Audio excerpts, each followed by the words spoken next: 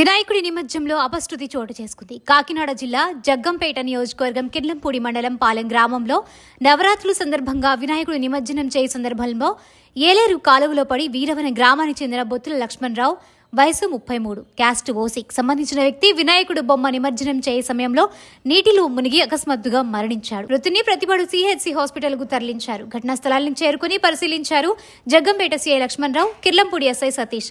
ఘటనా స్థలాన్ని పరిశీలించి చుట్టుపక్కల ఎటువంటి ప్రమాదాలు జరగకుండా 2 కానిస్టేబుల్ను పెట్టడం జరిగింది. అంతేకాకుండా వినాయకుడు నిమజ్జనంలో జరిగే ప్రమాదాల్లో కనీస ఏర్పాటు చేయని అధికారులు, పంచాయతీ సిబ్బంది. ముఖ్యంగా గమనిక ఈ నిమజ్జనం నిమిత్తం విగ్రహానికి ఊరేగింపు కూడా వచ్చినటువంటి భక్తులకి ముఖ్య గమనిక.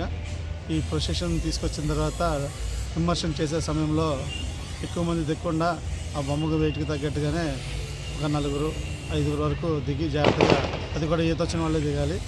దిగడం వల్ల మనం ఈ వాటర్లో నిమజ్జనం చేయొచ్చు. ఈరోజు గోనాడ విలేజ్లో నిమజ్జనం కోసం అని వీరవరం చెందినటువంటి వినాయక చవితి ఊరేగింపు వచ్చి ట్రాక్టర్ మీద తీసుకురావడం జరిగింది. ఆ బొమ్మ యొక్క విగ్రహం బరువు 10 అడుగులు ఎత్తు ఉండటం వల్ల 7 మనుషులు వాటర్లో దిగారు.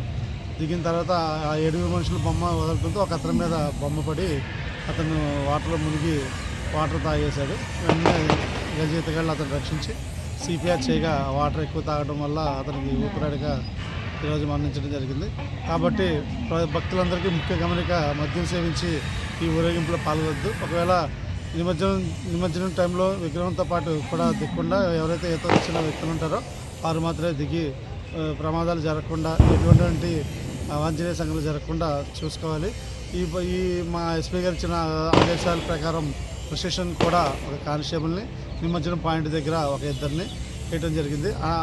ఏవైతే ఆథరైజ్డ్ నిమజ్జనం పాయింట్స్ ఉన్నాయో ఆథరైజ్డ్ గుర్తించినటువంటి పాయింట్ల వద్ద వేయాలి.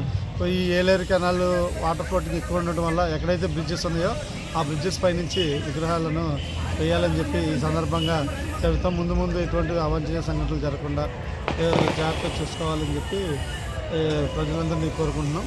ఇట్లు సిఐ జగ్గంపేట.